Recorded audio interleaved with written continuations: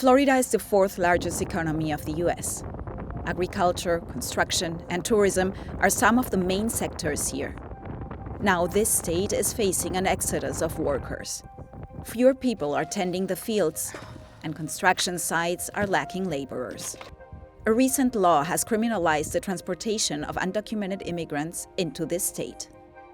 Florida relies heavily on undocumented workers, but the new law doesn't only have an impact on the economy of the state, it also has an impact on the immigrant families who feel threatened, and this is also why we see emptier fields.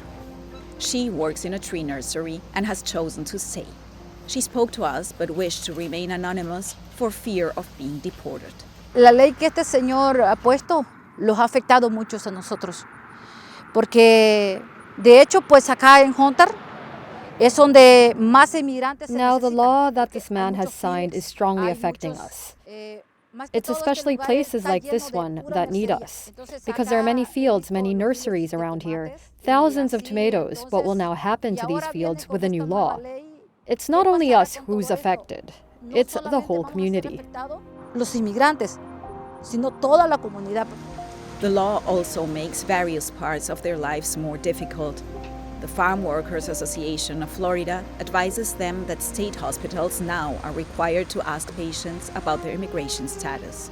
It's these kinds of problems that has this woman seeking help from this group advocating for fair working conditions. She's been living and working in the US for 15 years. Like many, she has built a life here despite not having a visa.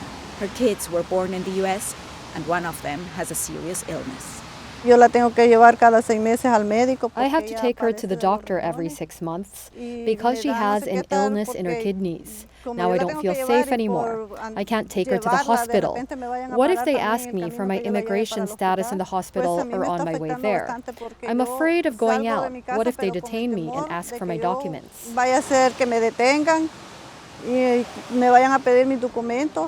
The Farm Worker Association of Florida, along with other civil rights groups, has sued Governor DeSantis and his administration, hoping to block the law's enforcement. The association's spokesperson, Yvette Cruz, argues that without migrant labor, not many will be prepared to do the work left behind. Of course not. You don't see a Caucasian out there bending all day from sunrise to sunset, working more than 14 hours a day. You don't see other people trying to do the jobs. So no, we don't come and take their jobs. On the contrary, you can have your jobs back now that people are leaving. Come take it. But for now, those open jobs are not being filled.